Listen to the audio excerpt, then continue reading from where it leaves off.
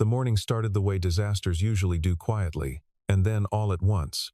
Pinnacle Motorsport Group occupied the most prestigious address in the city's auto district, a gleaming fortress of tempered glass and polished concrete, where the wealthiest clientele in the country brought their most prized machines. The lobby smelled of leather conditioner and money. The service bay doors were tall enough to swallow a house, and the tools hanging on the walls cost more than most mechanics made in a year. This was not a garage where ordinary problems arrived. And yet, on this particular Tuesday morning, an extraordinarily ordinary catastrophe had brought the entire operation to its knees. A $2.4 million supercar Midnight Black, Italian-bred, the crown jewel of a private collection belonging to Victor Hale, one of the most connected real estate developers in the country, sat completely dead on the lift, and not a single engineer in the building could explain why. Victor Hale was not a patient man. He was also not a man who arrived without leverage. In 3 hours, he was scheduled to sign a contract renewal worth $11 million to Pinnacle, a deal that would set the company's trajectory for the next 4 years. His car needed to be delivered to the front entrance in immaculate, running condition before that meeting began. That was not a request. It was a condition. The senior engineering team had been working since 5 in the morning. 6 men, each with 2 decades of experience, each with certifications that covered an entire wall, had gathered around the vehicle and come up empty. The onboard diagnostics returned no fault codes. The battery held full charge. The fuel system was clean. Every sensor they could think to test read normal. The car simply refused to start, and the silence from its engine felt almost contemptuous, as though the machine itself knew it had beaten them. Tension moved through the garage like weather. You could feel it before you could name it. Junior technicians stayed close to the walls. Senior men spoke in low, clipped sentences. Nobody wanted to be the one holding the wrong tool when the boss walked in. She walked in at 7:47. Margaret Calloway, everyone at Pinnacle called her Miss. Calloway, always, without exception, moved through the service bay, the way a cold front moves across open water. Inevitable, precise, and carrying unmistakable force. She was 39 years old, the youngest CEO in the company's 60-year history. And she had earned that title through a decade of decisions that her board had called, at various times, ruthless, visionary, and occasionally both simultaneously. She wore a charcoal blazer over a dark blouse. Her dark hair pulled back in a way that communicated efficiency rather than effort. She did not raise her voice when she arrived. She did not need to. She simply looked at the car, looked at the 6 men standing around it. And the quality of the silence in the room changed entirely. "Give me a status update," she said. The lead engineer, a heavy-set man named Dennis, wiped his forehead with a shop rag and delivered the worst possible news in the flattest possible voice. They had no answer, no timeline, and no next step. The board of directors had already received word of the delay. 3 of them had messaged her in the last hour. Victor Hale's assistant had called twice. Margaret picked up a wrench from the nearest cart, not because she intended to use it, but because holding something solid helped her think. She set it down again, hard, and the clang rang through the entire building. "We have 2 hours and 13 minutes, she said, with a calm that was somehow more alarming than shouting would have been. That was when the side door opened, and Jack Mercer walked in. He was late. Not catastrophically late by maybe 12 minutes, but late enough to be noticed, especially on a morning like this one. He was 36, lean in the way that people get lean not from gym memberships but from actual physical labor, with dark eyes that moved across a room quickly, gathering information the way a camera gathers light. He was wearing a jacket that had seen better decades, carrying a canvas bag that had a small handprint on it, paint, probably, or marker, and his work boots had the kind of honest wear on them that no amount of deliberate distressing could replicate. He had dropped his daughter off at school 20 minutes ago. She had insisted on finishing a story she was telling him about a turtle she had seen near the playground, and he had listened to every word of it while sitting double-parked with the hazard lights on, because some things mattered more than being on time. 2 of the senior engineers exchanged a look when he entered. One of them, a compact, sharp-featured man named Reed, who had made a habit of cataloging other people's shortcomings, said, just loudly enough to be heard, "Here comes the rescue." The laughter was brief but real. Margaret turned and looked at him. "You're late." Jack set his bag down near his station. "I know. I'm sorry." His voice was even, unhurried, without any of the reflexive over-apology that people usually offered when standing in front of authority they feared. He was not performing composure. He simply was composed, and that distinction was immediately, faintly irritating to her.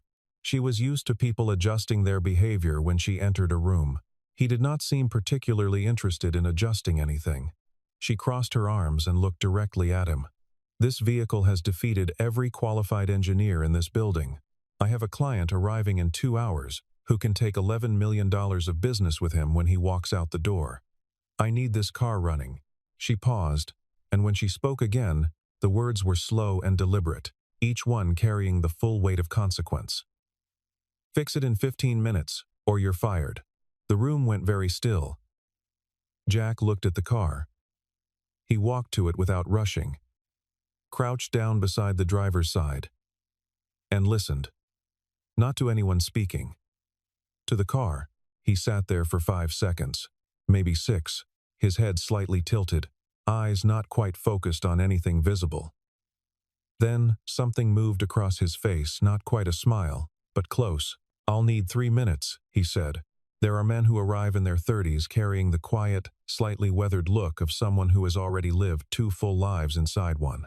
Jack Mercer was that kind of man. Though very few people at Pinnacle knew enough about him to understand what they were actually looking at. He had grown up in a middle-sized city in Ohio. The son of a man who rebuilt engines the way some people read novels slowly, attentively. With great personal investment in how each chapter ended, Jack had inherited that attentiveness along with the tools.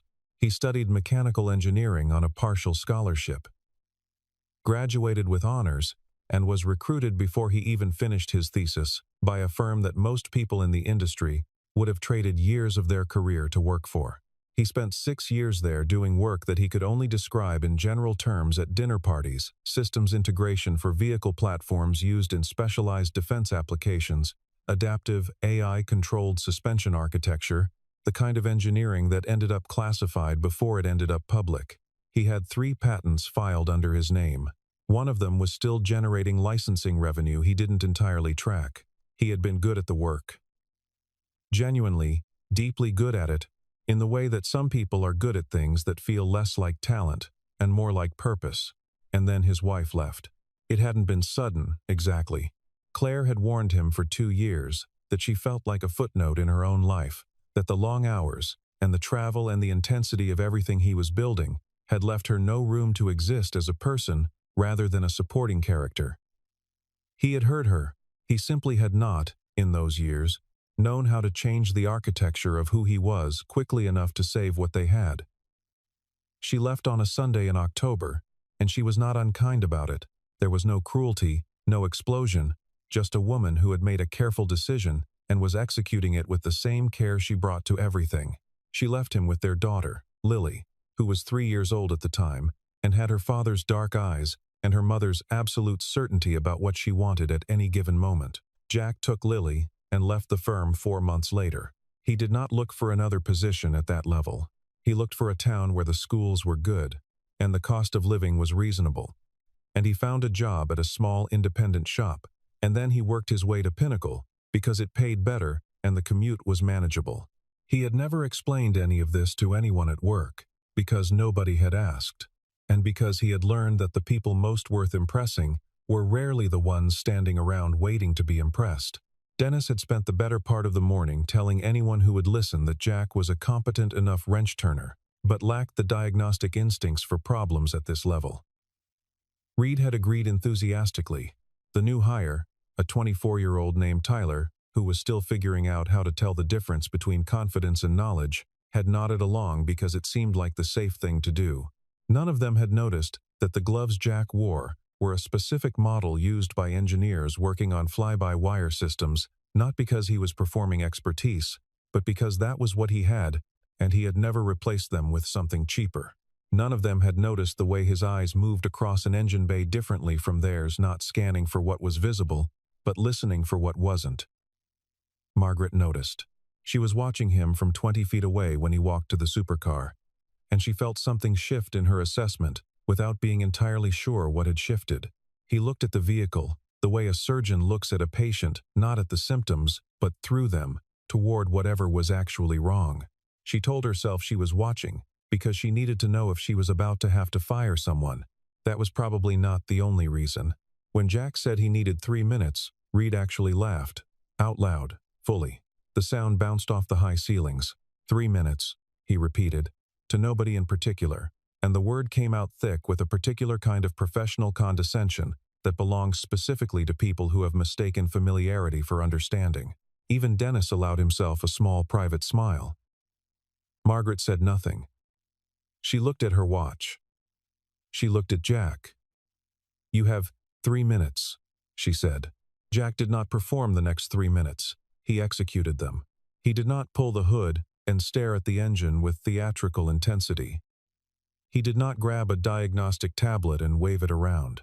He crouched near the rear of the vehicle first, for about 40 seconds, doing something with the rear panel access port that most of the people watching couldn't quite see clearly enough to identify. He stood, moved to the front, opened the hood not all the way, just enough, and reached in with 2 fingers and touched something near the firewall, held it for a moment, then withdrew his hand. He walked around to the driver's side, opened the door, sat in the seat, and leaned under the steering column for approximately 30 seconds. The garage had gone completely silent in the way that rooms go silent when something is happening that people don't yet have the language for. Even Reed had stopped talking. Margaret stood with her arms still crossed, her face giving away nothing, though something behind her eyes had gone very alert. What Jack had heard, in those 5 seconds of listening before he quoted his timeline, was a sound that wasn't there. Or, more precisely, an absence of a sound that should have been there.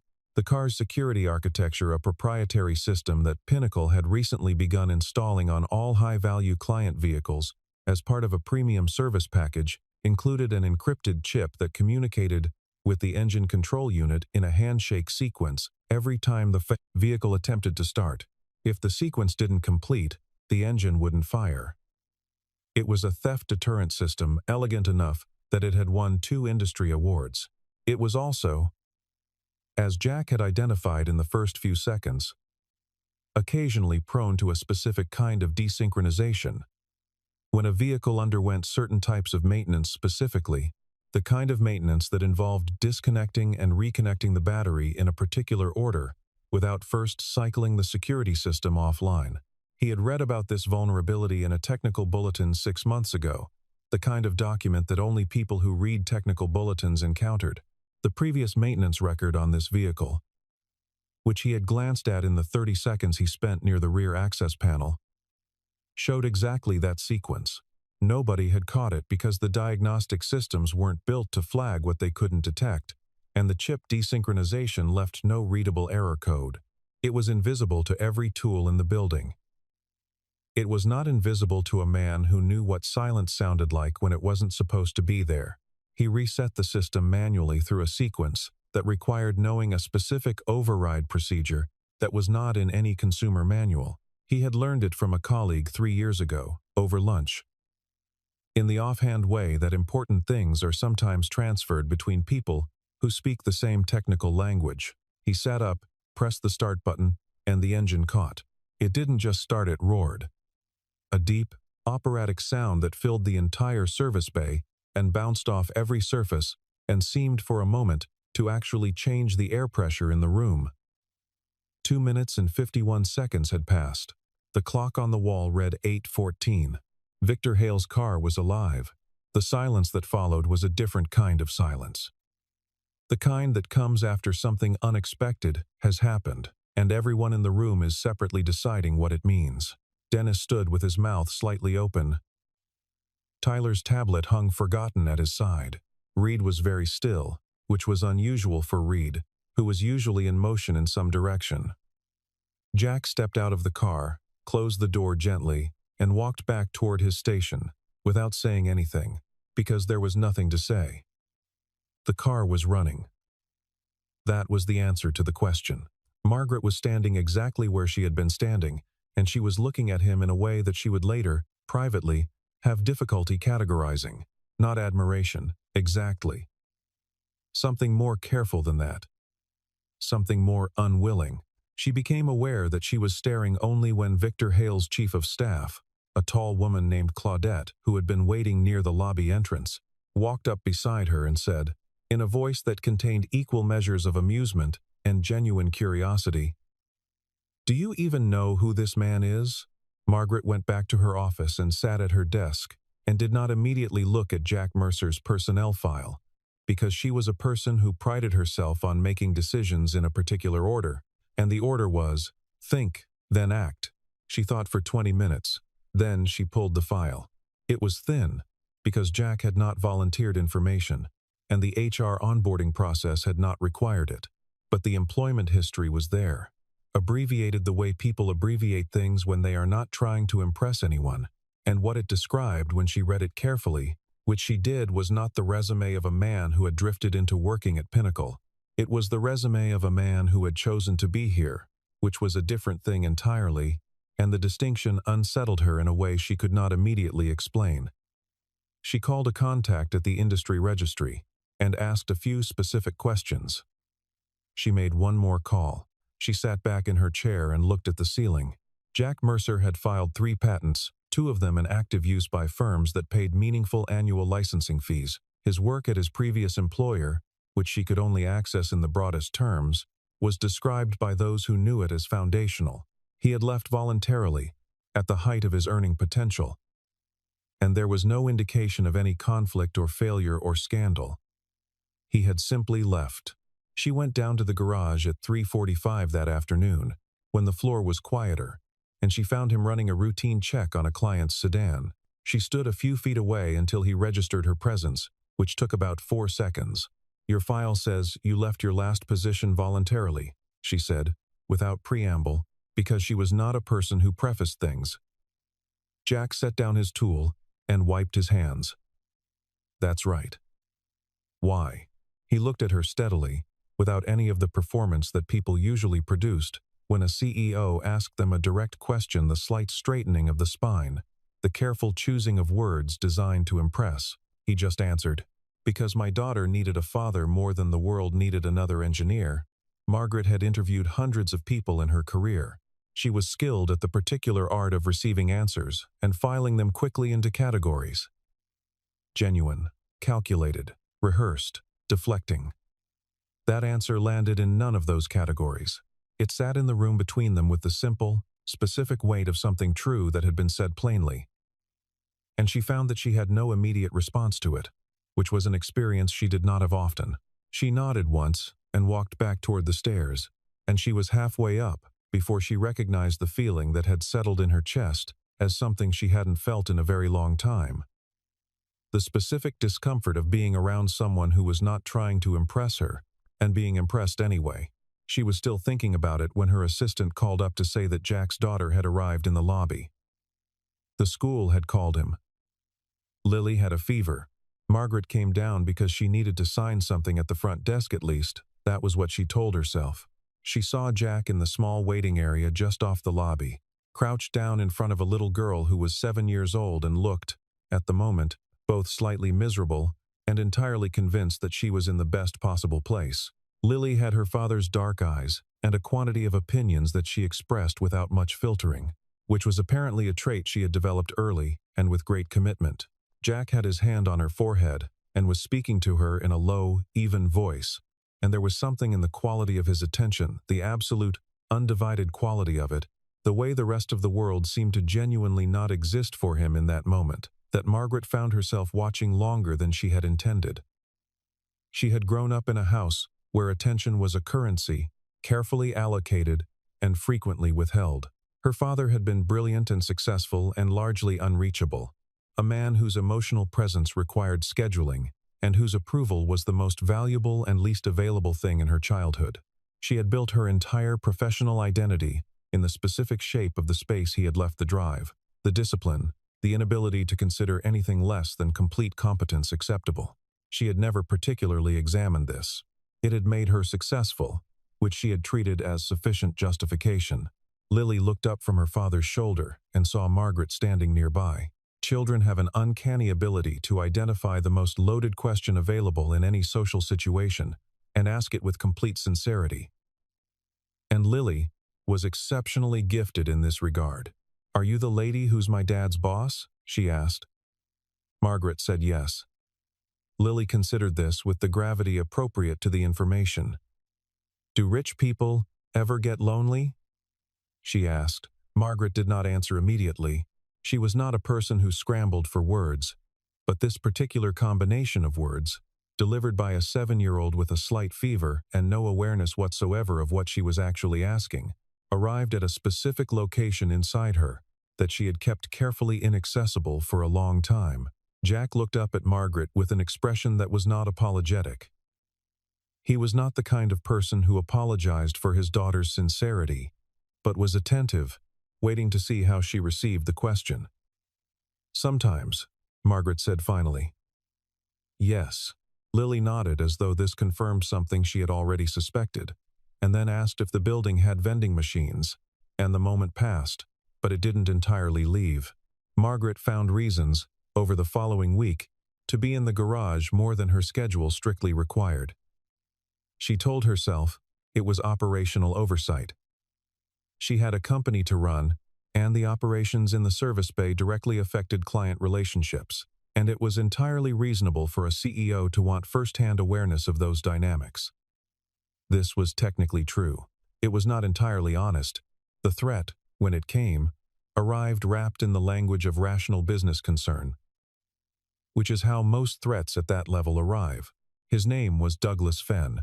He had been with Pinnacle for 11 years, held the title of Senior Director of Operations, and had spent the majority of those 11 years cultivating relationships with the board of directors, with the careful, patient energy of a man who understood that proximity to power was its own form of currency. He was not incompetent. Incompetent people are easier to manage, because their failures are visible and attributable. Douglas was skilled enough to do his job adequately, ambitious enough to resent everyone above him, and intelligent enough to understand that Jack Mercer's presence in the building represented a specific category of threat not to the company, but to the comfortable understanding that Douglas had cultivated about his own indispensability. The 3-minute repair had made its way through every level of the company within 24 hours. The kind of story that doesn't need amplification because the facts themselves do the work. Douglas had smiled and nodded and said all the right things out loud, and privately had begun the particular kind of planning that small men do when they feel large things moving around them. Pinnacle was developing a prototype electric performance vehicle, the kind of ambitious project that the board had approved with the understanding that it would either transform the company or cost them significantly, and had chosen to remain comfortable with the ambiguity. The prototype's AI-controlled stability system was Jack's project now, assigned to him quietly by Margaret after the Hale incident, because she trusted his instincts and the assignment made operational sense. The demonstration was scheduled for a Thursday morning, before a group of investors whose continued confidence was essential to the project's future. Douglas had access to the testing facility. He had access on a Tuesday night at 2:13 in the morning. When the building was empty, he made changes to 3 specific parameters in the vehicle's stability calibration, subtle enough not to trigger an immediate flag, consequential enough to cause exactly the kind of catastrophic system failure that would produce a dramatic, inescapable, very public failure. He then went home and slept 8 hours.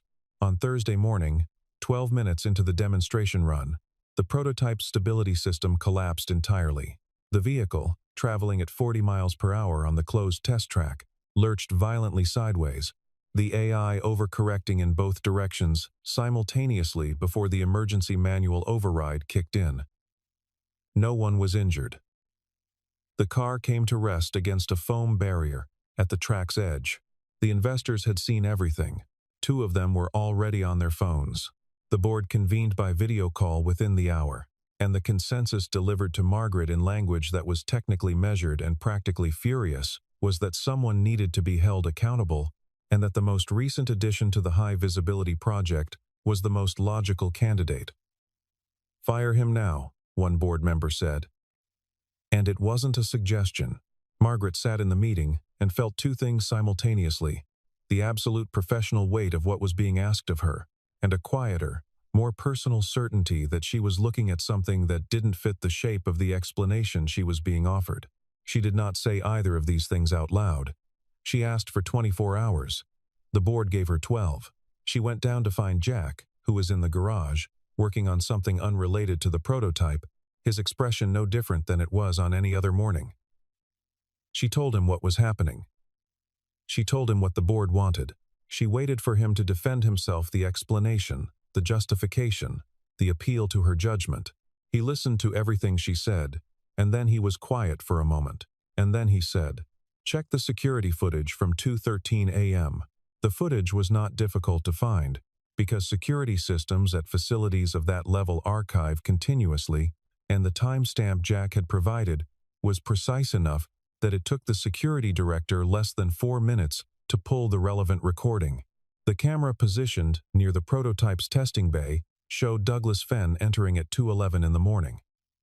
It showed him working at the vehicle's calibration interface for 19 minutes. It showed him leaving at 2:31, and it showed him, on his way out, pausing to look directly at the camera in a way that suggested he either believed the recording would be inaccessible or had decided that the risk was acceptable. Neither belief had been correct. Margaret watched the footage twice, alone in the security office, before she called anyone else in. The first time she watched it, she was processing information. The second time, she was feeling something specific, a cold, steady anger that she recognized as one of her cleaner emotions. The kind that didn't cloud judgment, but sharpened it. She called Douglas into the main conference room at 9:17 the following morning. The full senior team was present. 2 members of the board had joined by video. She placed a laptop on the table, opened the footage, pressed play, and let it run without commentary. Douglas's face went through several changes in rapid succession: surprise, calculation, the brief flicker of someone considering a denial, and then a kind of settling into stillness as he recognized that there was no version of the next few minutes that ended well for him. Margaret closed the laptop. "You are terminated.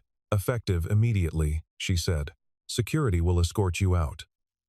If you have any personal items in your office, they'll be boxed and sent to you." She said it the same way she said everything else, without raised voice, without visible emotion, with the particular authority of someone who has spent years earning the right to speak in exactly that register. He left. The room was very quiet. Later that afternoon, she found Jack in the garage again, and she asked him the question that had been sitting with her since the morning he fixed the supercar. "Why didn't you defend yourself?" she said. "When the board was calling for your removal, you had nothing to say?" Jack looked at her without any deflection. "People who know their worth don't beg to be believed," he said. It was not something he had prepared. It was simply what he thought, offered directly to the person who had asked. Margaret heard it land somewhere specific inside her, and stayed with it for a moment before she responded. "That's an expensive philosophy," she said. "It's the only one I've got," he said, and went back to work. Something changed in her after that day, not all at once, and not in ways she could have described cleanly in a board meeting, but changed in the way that actual things change slowly, below the level of announcement, at the level where a person's fundamental orientation toward another person shifts without asking permission first. She began to notice small things: the way he explained something complicated to a junior technician without any condescension, as though the other person's understanding was genuinely worth his time; the way Lily drew pictures at the corner desk on the days when school let out early, and Jack couldn't arrange other coverage. And the pictures were always of the two of them at the park, at a table eating, once in what appeared to be a spaceship, the way he never talked about himself, unless directly asked. She had spent her entire adult life in the company of people who talked about themselves constantly, who located themselves in every conversation with the reliability of a compass finding north. And the absence of that habit in Jack felt, at first, like something missing, and later felt like something different. It felt like the particular spaciousness that comes when someone near you is not in competition with you. It was during this period that Pinnacle received the offer. The firm was called Meridian Automotive Systems. They were newer, better funded, and considerably more aggressive than their profile suggested, and they had been watching the Pinnacle situation with the attentiveness of an organization that knew how to identify talent when it surfaced unexpectedly. Their offer arrived via a formal letter addressed directly to Jack, which found its way to Margaret's desk. First, because Pinnacle's mail protocol routed all external professional correspondence through the executive office when the recipient was a current employee. She held the letter for 2 minutes before forwarding it to his station, without comment. The offer was for a senior engineering position with a compensation package that was, by any reasonable measure, extraordinary, roughly 10 times what Jack was currently making, with equity participation and a research budget that would have been generous by the standards of much larger companies. Margaret told herself that she read it for informational purposes, because decisions affecting key personnel were within her operational awareness. She told herself that her reaction to its contents was purely professional. She was lying to herself, but she was doing it in the clean, functional way that people do when they are not yet ready to examine what the truth actually is. Jack did not immediately respond to the offer. He set it on the corner of his workstation, under a socket wrench, and it sat there for 2 days. Tyler noticed it first and mentioned it to Dennis, and within 48 hours it had become the subject of conversation at every level of the building, because that kind of number, in that kind of environment, carries its own weather system. Margaret heard the talk. She said nothing. She waited. On the second evening, she was passing through the garage near closing time, and she saw Jack sitting alone at his station, reading the letter a second time. He looked up when he heard her footsteps. She stood in the middle of the bay, 15 feet away, and looked at him. And the distance felt, in that moment, like more than physical space. "Are you going to take it?" she asked. He folded the letter carefully. "I haven't decided," he said. She nodded and left, and she climbed the stairs and stood in her office and looked out at the city and felt something that she hadn't felt in years and recognized only reluctantly, the specific fear of losing something she had not yet admitted she wanted. Lily noticed first, because children generally do. On a Friday when she was spending the afternoon at the garage, she found Margaret in the small office near the service bay entrance, standing at the window, and she came to stand beside her without being invited, because that was the kind of child she was. They stood there together for a minute, looking out at the bays, where Jack was closing up for the evening.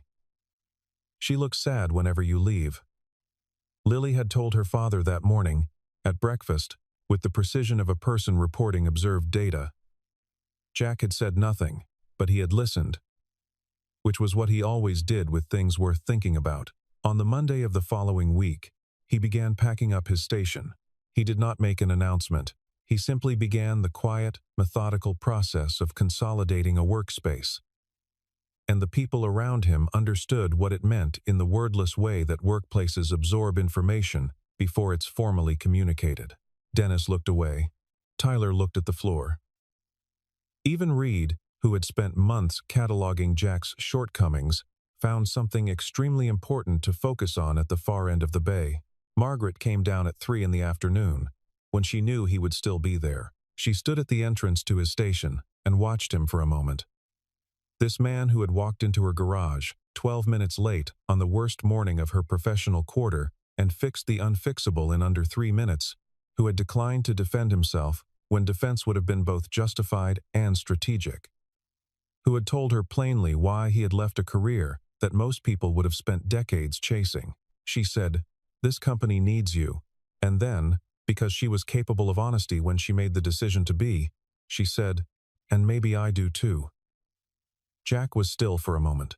He looked at her, not calculating her sincerity, just receiving it, the way he received everything, directly and without intermediary. He did not offer a response designed to give her exactly what she wanted.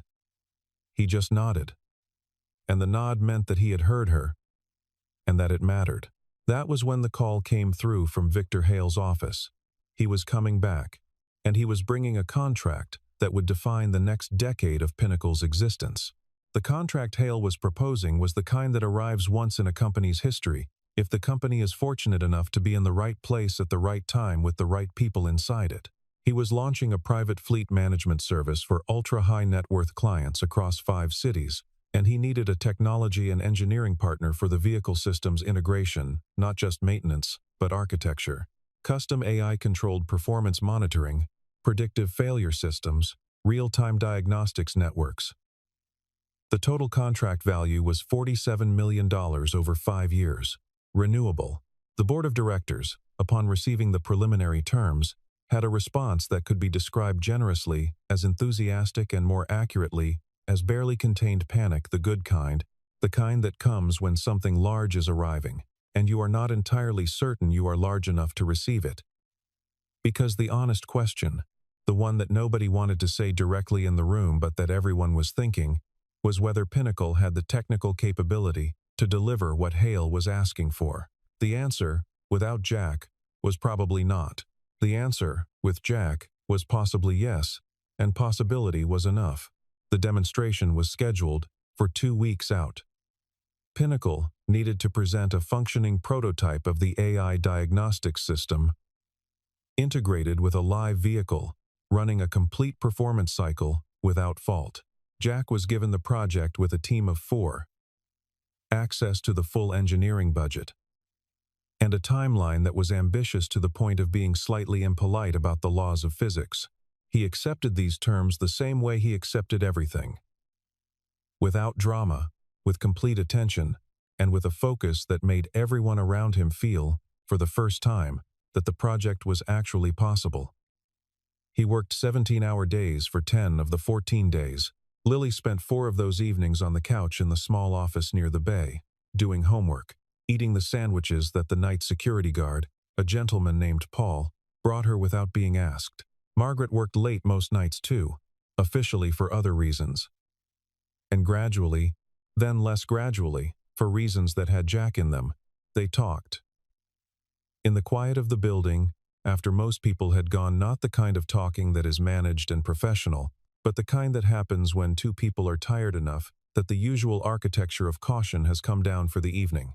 She told him, one night when they were both standing near the prototype and the city outside was quiet, that she had always been afraid of being seen as weak, that the entire construction of her professional identity was built on the premise that strength was something performed rather than possessed, and that she had spent so much energy on the performance that she had sometimes lost track of where it ended and she began. She said it plainly, without self-pity or dramatic framing. The way a person says something when they have finally decided that the cost of not saying it is higher than the cost of saying it. Jack listened without interrupting. When she finished, he said, "The strongest thing I've ever seen you do was stay in that room when the board was telling you what to think about me, and decide not to." She looked at him for a long moment. "I wasn't sure I was right," she said. "You were," he said. The room was very quiet. Lily was asleep on the couch across the hall, and the prototype sat between them, and outside the city hummed its low, continuous hum, and nothing happened except that 2 people who had been standing on opposite sides of something finally acknowledged that the thing between them existed. It was not a dramatic moment. No one was watching. It was just honest, which was rarer. The night before the demonstration, at 11:40 p.m., the system crashed. Not partially, completely. The AI module that governed the diagnostic interface lost synchronization with the vehicle's primary CAN bus, and when it attempted to reinitialize, it triggered a cascade failure that brought down 4 subsystems simultaneously. The prototype sat dark and unresponsive, and the demonstration was in 8 hours, and the investors were already at their hotels 3 miles away. Margaret stood in the middle of the bay and looked at the car, and felt the specific quality of fear that arrives not when you are in danger but when something you have worked for is about to be taken away by something outside your control. Jack was already at the interface. He had not panicked. He had not sworn, which was notable, because the situation warranted it. He was simply looking at the diagnostic output with the expression he used when problems arrived, not troubled, exactly, more like interested. The way a person looks at a puzzle they know they can solve but haven't solved yet. "I need 90 minutes," he said. Margaret sat down on a tool cart nearby. "Then I'll be here," she said. He looked at her briefly, and something in his expression shifted not into sentiment, but into something warmer than his usual steadiness. He turned back to the system and began to work. It took 84 minutes. The failure had originated in a timing conflict between two firmware components, a conflict that only emerged under specific load conditions that no simulation had been thorough enough to replicate. He resolved it by restructuring the initialization sequence and writing a buffer protocol that would prevent the conflict from occurring under any realistic operational scenario. It was elegant work. It was also the kind of work that took most engineers 2 days and a team of 3. He did it alone, in 84 minutes, at midnight, with his daughter asleep 40 feet away and the future of the company resting on the outcome. At 1:14 a.m., he pressed the initialization command. The system came online. Every diagnostic returned green. The prototype's engine turned over cleanly, and the AI module cycled through its startup sequence with the smooth, confident rhythm of a system that had never been troubled. Margaret stood up from the tool cart and looked at the vehicle and then looked at him. "You should go home and sleep," he said. "So should you," she said. Neither of them moved for a moment.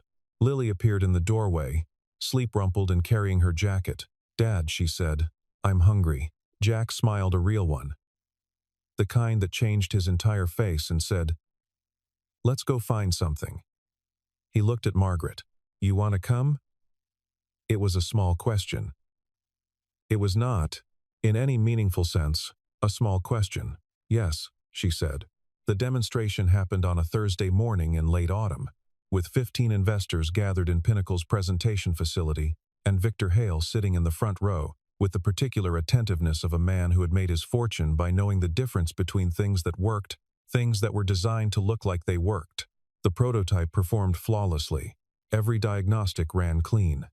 The AI monitoring system flagged a simulated fault condition in under 2 seconds, identified its location with a precision of 94%, and generated a maintenance protocol automatically.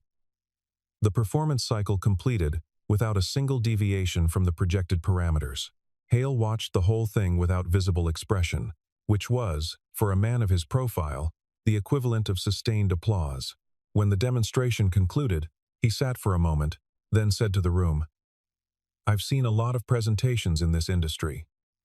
He paused. That was different. The contract was signed 3 days later. The board of directors held a celebration that week, a formal dinner, the kind with multiple courses and engraved name cards and speeches that were too long and champagne that was very good. Margaret was celebrated publicly and at length, with the kind of institutional appreciation that organizations deploy when they are relieved and grateful simultaneously. She accepted it graciously and without false modesty, because she had earned it and she knew it, and she was not the kind of person who performed humility she didn't feel. But when she was asked by the company's communications director to give a public statement for the press release, she gave one that was not what anyone expected. She said, "The real hero of this story is someone most people overlooked, because he arrived late and wore a worn jacket, and nobody thought to ask what he actually knew." The statement ran in 3 industry publications. Jack read it on his phone during his lunch break and said nothing to anyone about it, because he was not the kind of person who made moments about his own reaction to them. He did, however, keep the article. Lily found it printed and folded in his jacket pocket 3 weeks later and asked him why he carried it around. He said he didn't know, which was the kind of honest answer that made her nod seriously and move on. The offer from Meridian Automotive Systems expired at the end of the month, unclaimed. Nobody at Pinnacle remarked on this directly, but the information moved through the building in the quiet, efficient way that certain things move, noticed by everyone, mentioned by no one. A week after the Hale contract was signed, Margaret called Jack into her office. He sat across from her desk with the same ease he brought to every environment, not performing comfort, simply occupying space without apology. She had spent a week thinking about what she wanted to say, which was unusual for her, because she was generally a person who knew what she wanted to say and said it. "The board is authorizing the expansion of the engineering division," she said. "We need someone to build it." She slid a folder across the desk. He picked it up and looked at the title page, and then looked at her. "This is a director position," he said. "Yes," she said. "That comes with a different schedule," he said. The implication was clear. He had built his entire post-Meridian life around the ability to be available for Lily the school pickups. The sick days, the stories about turtles that required him to sit double-parked with the hazard lights on. A director position, in most companies, meant availability as a default expectation, which was the one thing he was not willing to negotiate away. "I know," Margaret said. She opened the folder on her side of the desk and turned it to show him the second page. "That's why I'm proposing something different." She had spent 4 days drafting a structure that had not existed at Pinnacle before, a senior technical leadership role with outcome-based accountability, rather than hours-based presence, built explicitly around the needs of parents who were sole caregivers. Core hours that covered genuine collaboration requirements. Evaluated on delivery, not attendance. She had thought about it as a structural problem first, which was how she thought about everything. And then she had thought about it as a human problem. And then she had realized that those were the same problem. "I'm also proposing that we build this into the division's policy," she said. "Not as an exception for one person, as a standard." Jack read the page carefully. He looked up. "Why?" he asked. She considered being elliptical about it, the way her instinct suggested, and then she did not. "Because I think you were right," she said, "about what your daughter needed, and because I think there are other people in this industry who are as good at what they do as you are, and they're not doing it because nobody built a place for them." He was quiet for a moment. "You could have just offered me the job," he said. "I could have," she said. "I didn't want to make you choose." Outside her window, the city moved in its usual patterns, traffic and weather, and the 10,000 ordinary things that constitute a day. In the garage below, the sounds of the shop were familiar. Tools on metal, the low rev of an engine being tested, the compressed air of a pneumatic wrench. Jack looked at the folder, then at her, then back at the folder. "I'll need to talk to Lily," he said. "Of course," she said. "She's going to have opinions." "I expect nothing less," Margaret said. Lily's opinion, delivered at dinner that evening with the authority of someone who had been consulted on a matter of genuine importance, was that the new building should have better vending machines than the current one, and that she wanted her own desk in the engineering center if she was going to be there after school, and that Margaret seemed like someone who would be a good addition to their Friday dinner rotation. If anyone wanted to ask her, Jack listened to all of this and said he would pass the feedback along. He passed it along the following Monday, delivering Lily's 3 points with a straight face, while Margaret sat across from him and let a smile happen, which was something she did more often now, not the managed, appropriate expressions of her public persona, but the actual, unguarded kind, the kind that changed her face in a way that the people who worked for her had started quietly remarking on. She didn't know they were remarking on it. She probably would have told them to get back to work. She also probably would not have minded. The engineering center opened 6 months later. It was built in the east wing of the expanded Pinnacle facility, with a design that Jack had input into from the beginning, not the aesthetics, which he left to people who cared about that kind of thing, but the functional architecture, the equipment layout, the workflow systems.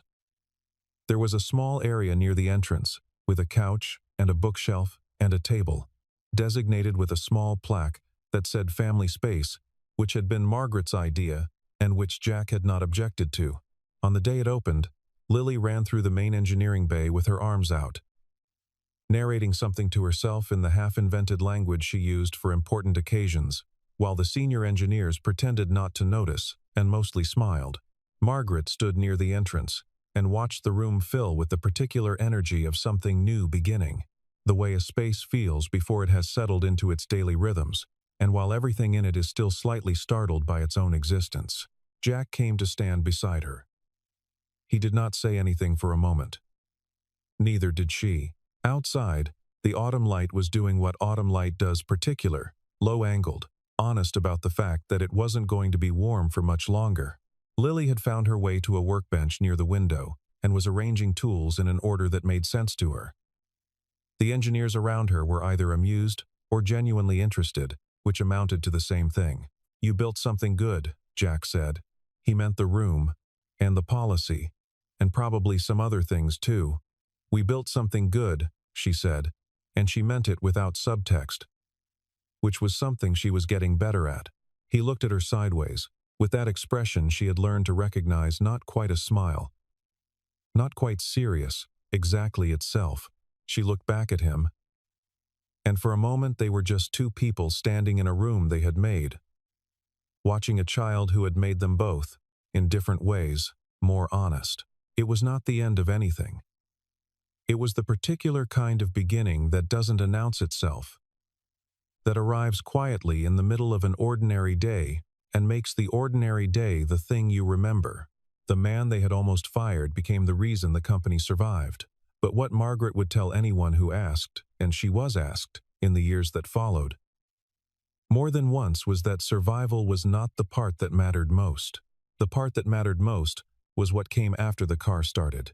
The way a person can spend 40 years building a version of themselves that is strong and correct and sufficiently armored, and then stand in a garage on a Tuesday morning and watch someone fix something that no one else could fix, and feel, very quietly, the first small loosening of something they had been holding for a very long time. That was what mattered. Not the repair, the mechanic,